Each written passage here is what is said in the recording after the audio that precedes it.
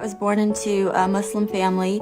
My parents were leaders in the mosque, and I met these two Christians at my grad school. We just realized, okay, we definitely are both very strong in our faiths, but we can't both be right. We can both be wrong. Like logically in my mind, it's like, okay, we can both be wrong about Jesus for sure, but we can't both be right.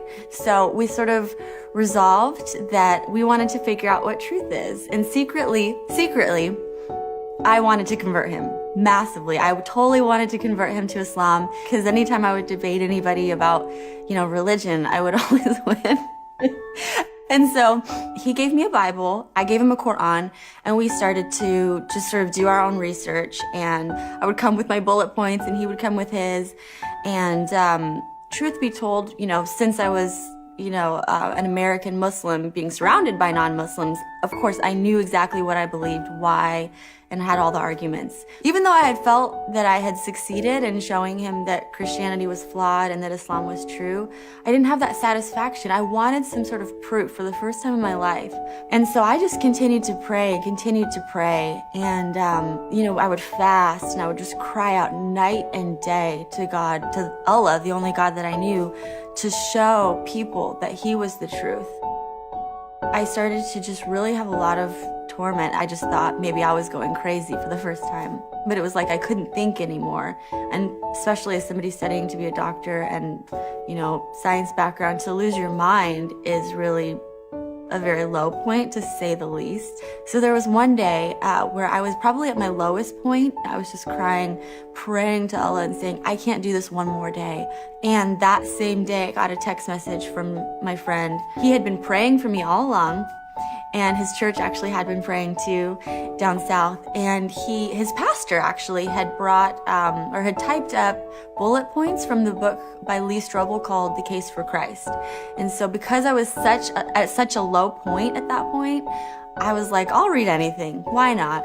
It gave so much significant proof for the historicity of the cross and resurrection. And I started to read the Bible again. I was reading it as though it actually could have happened.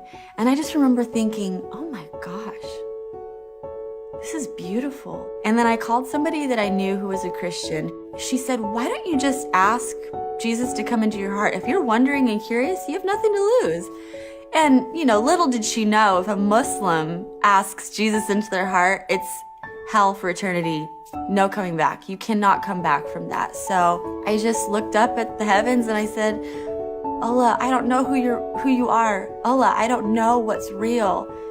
Whoever you are, though, I want to give my life to you. If you're Jesus, you can come into my heart. The next morning I woke up and all the torment was gone. So I thought to myself, okay, logic brain, I'm gonna really give this exploration of the Gospels 3 or 4 years of my life, and I'm gonna really look into it to see if it's real. I'm gonna stay a Muslim, of course. I would never leave Islam, but I just want to give this a chance.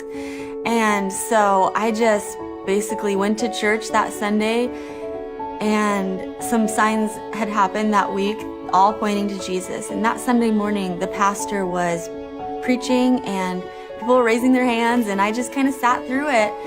But my heart just wanted to worship. And when the altar call came, we all bowed our heads, and the pastor just said, I feel like there's someone in here that wants to give their life to Jesus, but they don't even know what that means, and they're really scared. And I just said, enough is enough. It's taking me more faith to not believe in Jesus than to believe in him. He's my first experience with love.